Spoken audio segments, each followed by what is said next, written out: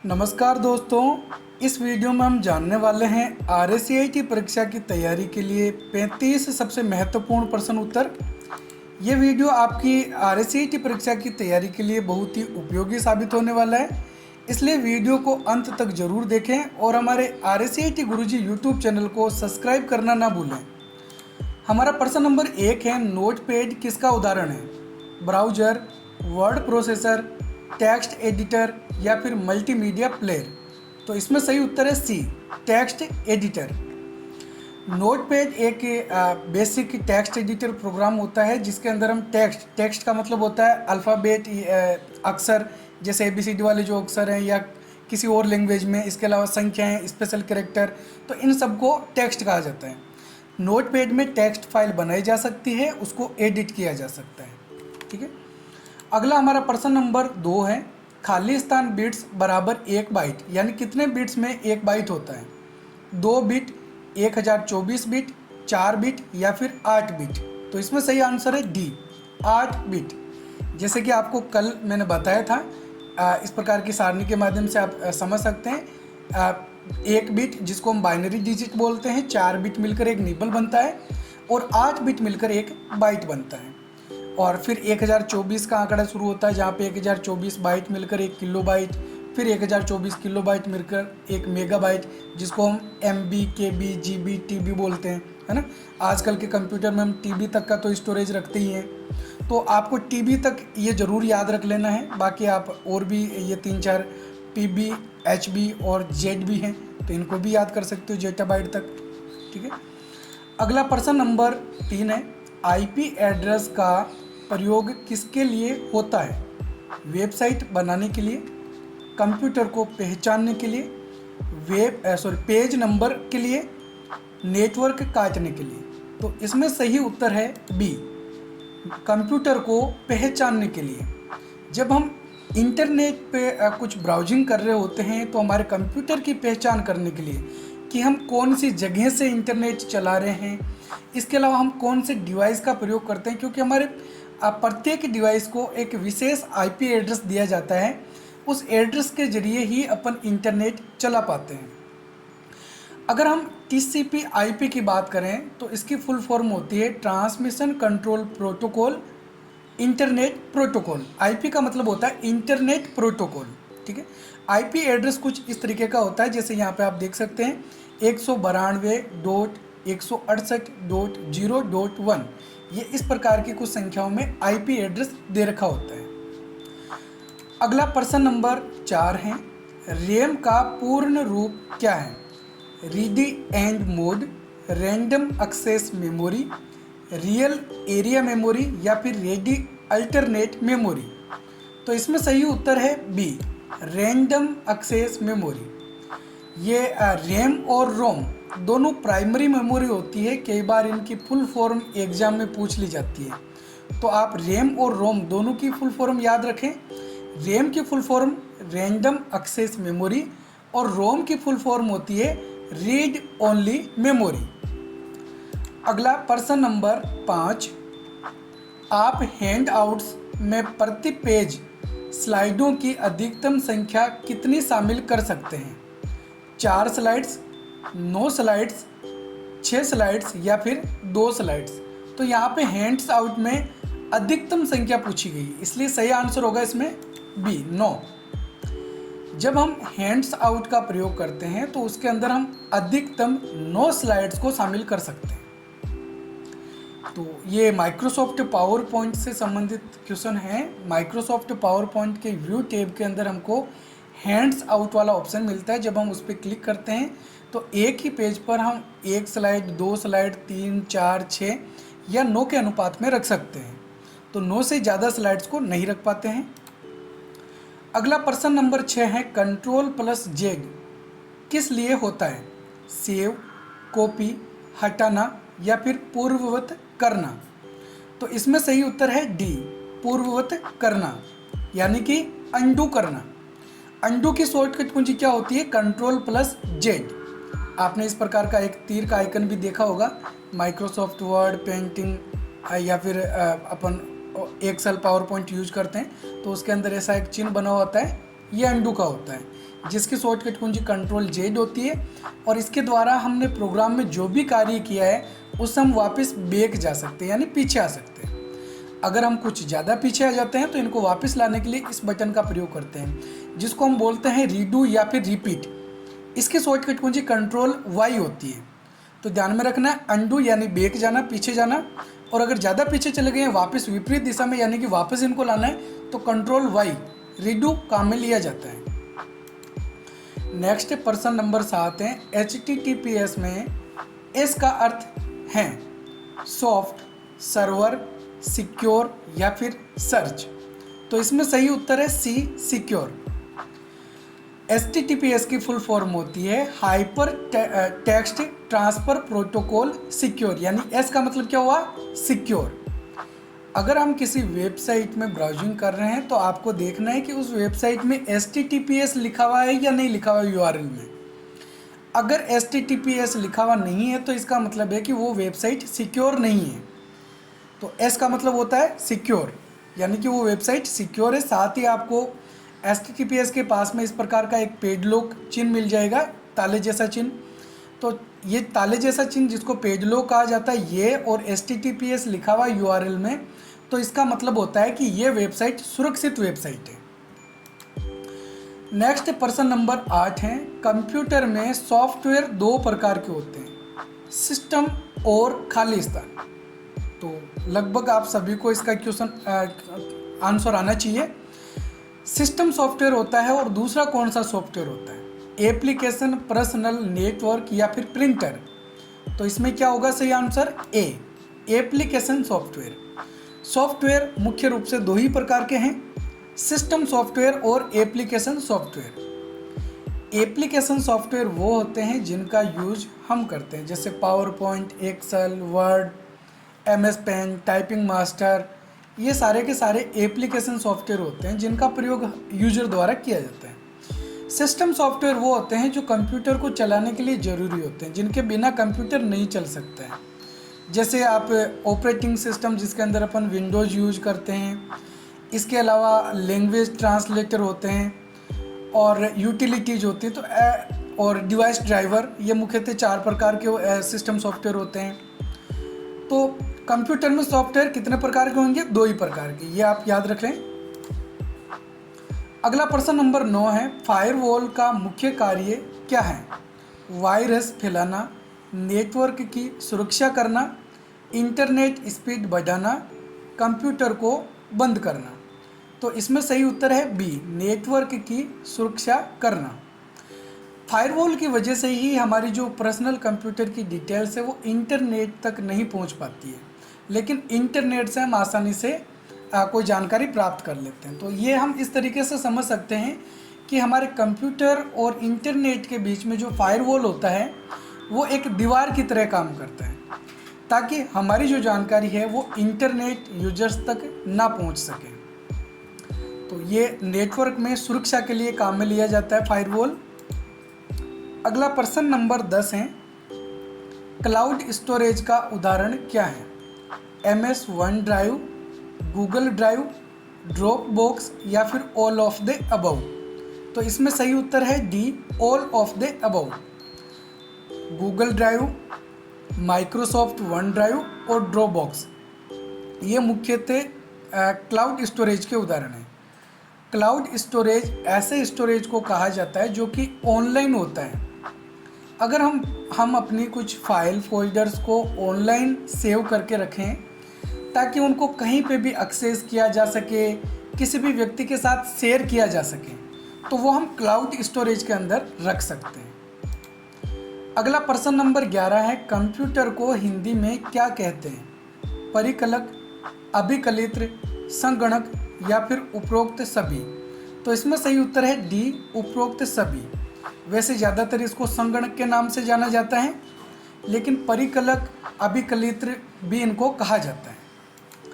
अगला प्रश्न नंबर 12 है, कंप्यूटर के किस भाग को हम देख सकते हैं और छू सकते हैं, सॉफ्टवेयर, हार्डवेयर, डेटा या फिर फाइल। तो इसमें सही उत्तर है बी, हार्डवेयर। कंप्यूटर का भौतिक ढांचा जिसे हम देख और छू सकते हैं, जैसे keyboard, mouse, monitor, CPU, motherboard, RAM, hard drive, ये सब क्या होते हैं? हार्डवेयर होते हैं जिनका भौतिक अस्तित्व होता है। लेकिन सॉफ्टवेयर का कोई भौतिक अस्तित्व नहीं होता है। कंप्यूटर को चलाने के लिए ये आवश्यक प्रोग्राम और निर्देश जिन्हें हम देख सकते हैं लेकिन छू नहीं सकते। उदाहरण के तौर पे जैसे Windows, Android, Mac OS, MS Word, Excel, Google Chrome, ये सभी क्या हैं? सॉफ्टवेयर होते हैं। और सॉफ्टवेयर मैंने अभी आपको बताया था कितने प्रकार के होते हैं? 2 प्रकार के। कौन कौन से? एप्लीकेशन सॉफ्टवेयर और सिस्टम सॉफ्टवेयर। नेक्स्ट प्रश्न नंबर 13 है, नेटवर्किंग में लेन का अर्थ क्या है? Local access network, low area network, local area network या फिर लॉन्ग एरिया नेटवर्क। तो इसमें सही उत्तर है सी, लोकल एरिया नेटवर्क। अब नेटवर्क के संदर्भ में जब बात की जाती है तो पेन, लेन, मेन और वेन, मुख्यतः पेन नहीं होता लेकिन लेन, मेन और वेन नाम आपने सुना होगा। पेन का मतलब होता है पर्सनल एरिया नेटवर्क। इसका उदाहरण हम ले सकते हैं ब्लूटूथ, जो कि एक पर्सनल एरिया के लिए काम में ली जाती है। लोकल एरिया नेटवर्क लेन की फुल फॉर्म होती है। मेन का मतलब होता है मेट्रोपॉलिटन एरिया नेटवर्क, ये एक जैसे शहर के लिए यूज किया जा सकता है।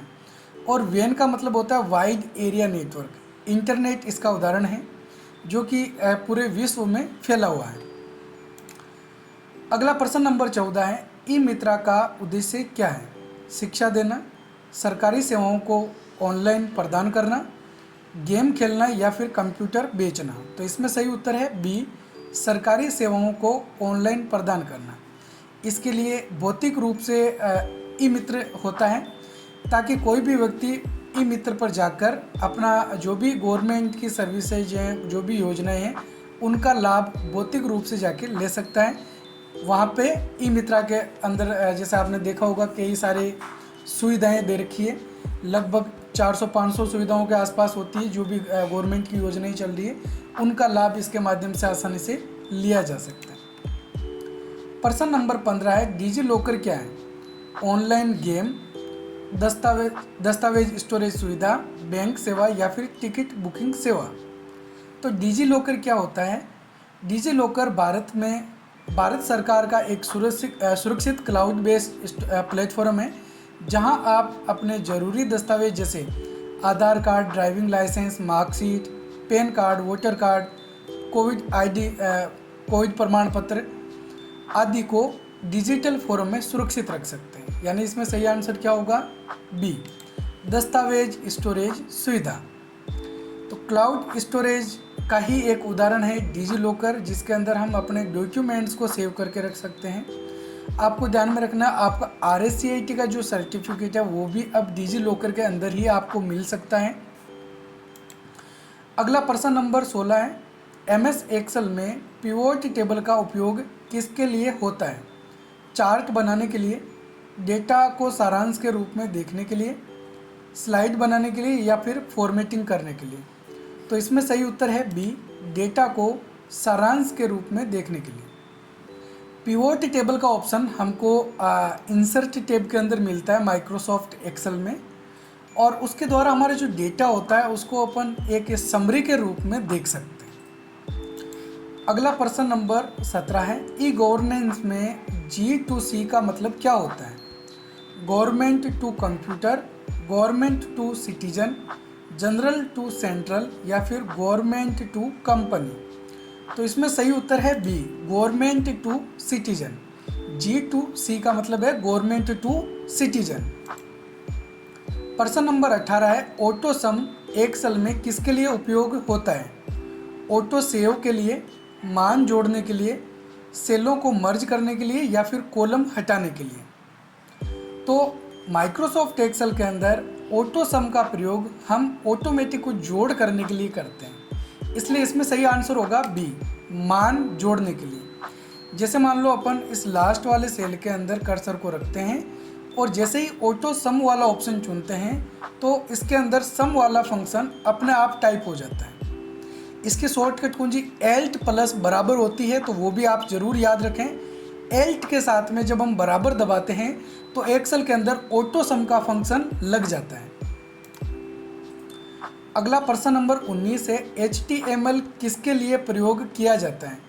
वेबसाइट डिजाइन करने के लिए, वायरस से बचाव के लिए, डेटा स्टोर करने के लिए या फिर नेटवर्क कनेक्शन के लिए।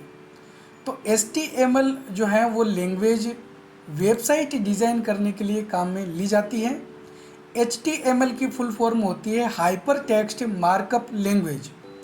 तो ये जो लैंग्वेज है वो किस लिए काम में ली जाती है? वेबसाइट डिज़ाइन करने के लिए, यानी कि वेब पेज बनाने के लिए। इंटरनेट के पेज को वेब पेज कहा जाता है। अगला प्रश्न नंबर 20, URL में HTTP और HTTPS में क्या अंतर है? HTTP तेज हैं और HTTPS धीमा। HTTPS सुरक्षित कनेक्शन है, HTTP नहीं। HTTP मोबाइल के लिए है, HTTPS कंप्यूटर के लिए, या फिर कोई अंतर नहीं। तो इसमें सही आंसर क्या होगा? बी, HTTPS सुरक्षित कनेक्शन है, HTTPS नहीं।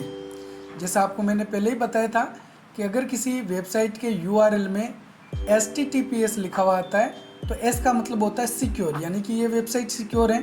साथ ही इस प्रकार का एक पेज लॉक का चिन्ह भी बना हुआ हमको मिल जाता है। URL की फुल फॉर्म होती है यूनिफॉर्म रिसोर्स लोकेटर। ये भी आपको याद रखना है, URL की full form uniform resource locator. और HTTP या HTTPS इनकी अगर फुल फॉर्म हो तो हाइपर टेक्स्ट ट्रांसफ़र प्रोटोकॉल, और S लिखा हुआ है तो इसका मतलब है सिक्योर। तो ये ज़रूर याद रखें। नेक्स्ट प्रश्न नंबर 21 है, OTP का पूर्ण रूप क्या है? One time password, online transaction password, official transfer protocol या फिर ओपन टाइम प्रोसेस। तो इसमें सही आंसर क्या होगा? ए, वन टाइम पासवर्ड। हमारे मोबाइल पर कुछ इस प्रकार के कोड आते हैं जो कि वन टाइम यानी कि एक बार ही काम में लिए जा सकते हैं, तो इसलिए इनको क्या कहा जाता है? One time password. ऐसे पासवर्ड जो वन टाइम के लिए यूज किए जा सकते हैं। प्रश्न नंबर 22, स्मार्टफोन पर एयरप्लेन मोड क्या करता है? मोबाइल को बंद कर देता है, सभी नेटवर्क कनेक्शन बंद कर देता है, वाईफाई चालू करता है या फिर कैमरा चालू करता है। तो इसमें सही उत्तर होगा बी, सभी नेटवर्क कनेक्शन बंद कर देता है। मोबाइल के अंदर इस प्रकार का एक एयरप्लेन जैसा आपने चिन्ह देखा होगा और यूज भी किया होगा। जब हम एयरप्लेन मोड को ऑन करते हैं तो उसके बाद कोई भी कनेक्शन हमारे डिवाइस में नहीं रहता है, और उसके बाद अपन जैसे इंटरनेट नहीं चला सकते हैं या फिर किसी को कॉलिंग नहीं कर सकते हैं। हालांकि कुछ मोबाइल में हमको ये सुविधा मिलती है, एयरप्लेन मोड को ऑन करने के बाद भी अपन वाईफाई वाला ऑप्शन चुन के जो है वो इंटरनेट कनेक्ट कर सकते हैं। लेकिन सिम कार्ड इसमें डिसेबल हो जाता है, वो काम में नहीं लिया जा सकता है। अगला प्रश्न नंबर 23 है, MS वर्ड में ट्रैक चेंजेस का उपयोग किसके लिए होता है? दस्तावेज में हुए बदलावों को ट्रैक करने के लिए, नई फाइल बनाने के लिए, फाइल को सेव करने के लिए या फिर टेक्स्ट को बोल्ड करने के लिए। तो इसमें सही उत्तर है ए, दस्तावेज में हुए बदलावों को ट्रैक करने के लिए। माइक्रोसॉफ्ट वर्ड के रिव्यू टैब के अंदर आपको ये ट्रैक चेंजेज वाला ऑप्शन मिलता है। जब हम इस ऑप्शन को सिलेक्ट करते हैं उसके बाद में हम माइक्रोसॉफ्ट वर्ड में जो भी बदलाव करते हैं वो सारे बदलाव हम बाद में देख सकते हैं, और उन बदलावों को हम एक्सेप्ट या रिजेक्ट भी कर सकते हैं। यानी कि अगर वो बदलाव हमको करना है तो फिर हम एक्सेप्ट करते हैं, नहीं करना हो तो रिजेक्ट कर देते हैं। तो इसकी शॉर्टकट कुंजी भी आपको याद रखना है। ट्रैक चेंजेज की शॉर्टकट कुंजी होती है Ctrl+Shift+E, Ctrl+Shift+E। ये शॉर्टकट कुंजी भी कई बार पूछी जाती है, ट्रैक चेंजेज की शॉर्टकट कुंजी। अगला प्रश्न नंबर 24 है, ईमेल में अटैचमेंट का क्या मतलब है? ईमेल भेजने की प्रक्रिया, ईमेल के साथ कोई फाइल या डॉक्यूमेंट जोड़ना, ईमेल को पढ़ना या फिर मेल को डिलीट करना। तो इसमें सही आंसर है बी, मेल के साथ कोई फाइल या डॉक्यूमेंट जोड़ना। जब हम किसी व्यक्ति को ईमेल भेजते हैं और हमारे कंप्यूटर में कुछ फाइलें हैं वो भी हम ईमेल के साथ में भेजना चाहते हैं, तो हम उन फाइलों को क्या करते हैं? अटैच करते हैं, ईमेल के साथ अटैच करते हैं। इसलिए उन फाइलों को हम क्या बोलते हैं? अटैचमेंट बोलते हैं। ईमेल के साथ भेजी गई फाइल अटैचमेंट्स कहलाती है। प्रश्न नंबर 25 है, निम्नलिखित विकल्पों में से विषम शब्द का चयन करें। ओपेरा, फायरफॉक्स, माइक्रोसॉफ्ट वर्ड या फिर माइक्रोसॉफ्ट एज। तो इसमें विषम क्या है, यानी कि इनमें अलग क्या है। जैसे ओपेरा एक ब्राउज़र है, फायरफॉक्स भी एक ब्राउज़र है और माइक्रोसॉफ्ट एज भी ब्राउज़र है। जबकि माइक्रोसॉफ्ट वर्ड एक ब्राउज़र नहीं है, ये एक वर्ड प्रोसेसिंग प्रोग्राम है। तो ये इनसे अलग है, इसलिए सही आंसर इसमें क्या होगा, सी, माइक्रोसॉफ्ट वर्ड। अगला प्रश्न नंबर 26 है, MS एक्सेल में फॉर्मूला बराबर इफ कोष्टक A1 greater than 50 comma double inverted comma pass double inverted comma बंद कोमा डबल इन्वाइटेड कोमा के अंदर लिखा हुआ है फेल का क्या अर्थ है। यानी कि ये जब अपन फंक्शन यूज करेंगे तो क्या होने वाला है। यदि A1 की वैल्यू 50 से अधिक है तो पास दिखाओ अन्यथा फेल। A1 से 50 घटाओ, A1 और 50 को जोड़ो या फिर A1 की वैल्यू को दिखाओ। तो इसमें सही आंसर क्या होगा, A। यदि A1 की वैल्यू 50 से अधिक है तो पास दिखाओ अन्यथा फेल। इफ़ का मतलब होता है यदि A1 के अंदर ग्रेटर देन लगा रखा है, यानी कि 50 से बड़ी संख्या है तो पास आना चाहिए, और बाकी बची हुई संख्या है यानी कि 50 नहीं है, 50 से बड़ी नहीं है, बाकी कोई अदर है तो वो फेल होना चाहिए। अगला प्रश्न नंबर 27, MS पावर पॉइंट में स्लाइड मास्टर का काम क्या है। स्लाइड का टेक्स्ट एडिट करना, स्लाइड को प्रिंट करना, स्लाइड सेव करना या फिर सभी स्लाइड्स के लिए एक समान लेआउट सेट करना। तो इसमें सही उत्तर है डी, सभी स्लाइड्स के लिए एक समान लेआउट सेट करना। मान लो हमको सभी स्लाइडों में कोई एक ही लेआउट रखना है या फिर कोई एक जगह हमको जैसे कुछ लोगो लगाना है जो कि हमको सभी स्लाइडों में चाहिए, तो उसके लिए अपन स्लाइड मास्टर ओपन कर सकते हैं। तो इसके अंदर जैसे ही हम मास्टर स्लाइड के अंदर कोई लोगो कोई टेक्स्ट लिखते हैं वो बाकी सारी स्लाइडों के अंदर अपने आप टाइप हो जाता है। अगला प्रश्न नंबर 28 है, गूगल शीट्स में फ्रीज पेन्स का क्या काम है। एक या अधिक रो या कॉलम को स्क्रीन पर स्थिर रखना ताकि स्क्रॉल करते समय भी दिखे, फाइल सेव करना, फॉर्मूला लगाना या फिर इमेज जोड़ना। तो इसमें सही उत्तर है ए, एक या अधिक रो या कॉलम को स्क्रीन पर स्थिर रखना ताकि स्क्रॉल करते समय भी दिखे। माइक्रोसॉफ्ट एक्सेल या फिर गूगल शीट्स के अंदर जब अपन फ्रीज पेन वाला ऑप्शन चुनते हैं तो उसके बाद में जो हमने हेडिंग्स लगा रखी होती है, हम चाहते हैं कि स्क्रॉल करते समय हेडिंग्स वहीं रहें। ज़्यादातर हम हेडिंग्स या तो ऊपर की तरफ रखते हैं या फिर लेफ़्ट साइड में रखते हैं, तो उनको वहीं पे फ्रीज किया जा सकता है, यानी कि वहीं पे स्थिर किया जा सकता है। तो बाकी की जो हमारे शीट है, डेटा है, वो स्क्रॉल होता है, लेकिन जिसको हमने फ्रीज कर रखा है वो हेडिंग्स वहीं पे रहती है। अगला प्रश्न नंबर 29 है, डाउनलोड का मतलब क्या होता है। इंटरनेट से फाइल को अपने कंप्यूटर पर लाना, फाइल को इंटरनेट पर भेजना, फाइल को डिलीट करना या फिर फाइल को एडिट करना। तो इसमें सही उत्तर है ए, इंटरनेट से फाइल को अपने कंप्यूटर पर लाना। इसको हम क्या बोलते हैं, डाउनलोड करना। जैसे मान लो ये इंटरनेट है और इस इंटरनेट से अपने कंप्यूटर में कोई फाइल ला रहे हैं, तो हम उस फाइल को क्या करेंगे, डाउनलोड करेंगे। और मान लो ये हमारा कंप्यूटर है और हम अपने कंप्यूटर से इंटरनेट पे कोई फाइल भेज रहे हैं या किसी को इंटरनेट के माध्यम से भेज रहे हैं, तो उस फाइल को हमको क्या करना पड़ेगा, अपलोड करना पड़ेगा। ठीक है, तो हमारे कंप्यूटर से इंटरनेट पर फाइल को भेजना अपलोड, और इंटरनेट से हमारे कंप्यूटर में फाइल सेव करना, इसको डाउनलोड कहते हैं। प्रश्न नंबर 30, सर्च परिणाम आम तौर पर परिणामों की एक पंक्ति में प्रस्तुत किए जाते हैं जिन्हें अक्सर कहा जाता है tag list, search engine result page, search engine page या फिर कैटेगरी लिस्ट। तो इसमें सही उत्तर है B, search engine result page. जब हम किसी सर्च इंजन में कुछ डिटेल्स कुछ टेक्स्ट लिख के सर्च करते हैं तो जो सर्च इंजन होता है वो हमको कुछ वेबसाइटों के लिस्ट या फिर कुछ टेक्स्ट या इमेजेज हमको दिखाता है। तो वो जो फर्स्ट वाला पेज होता है उसको हम बोलते हैं सर्च इंजन रिजल्ट पेज। ठीक है। अगला प्रश्न नंबर 31, मोबाइल भुगतान में मोबाइल पीओएस यानी पॉइंट ऑफ सेल की क्या भूमिका है? मोबाइल फ़ोन सेटिंग प्रबंधित करना, भौतिक दुकानों पर भुगतान करने के लिए मोबाइल डिवाइस को सक्षम करना, मोबाइल नेटवर्क प्रदाता का ग्राहक सेवा केंद्र, या फिर मोबाइल ऐप डेवलपमेंट प्लेटफॉर्म। तो इसमें सही उत्तर है बी, भौतिक दुकानों पर भुगतान करने के लिए मोबाइल डिवाइस को सक्षम करना। अब जैसे आजकल आप सब लोग देखते ही हैं, हम किसी भी छोटी दुकान पे चले जाएं तो वहाँ पे भी हमको ऑनलाइन भुगतान करने की सुविधा मिल जाती है, जैसे क्यूआर कोड के माध्यम से या फिर एटीएम कार्ड के माध्यम से।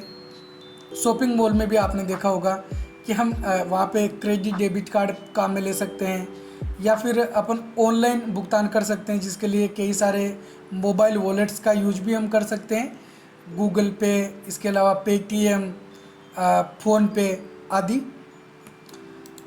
अगला प्रश्न नंबर 32 है, माइक्रोसॉफ्ट वर्ड 2019 में पेज ब्रेक विकल्प का उद्देश्य क्या है?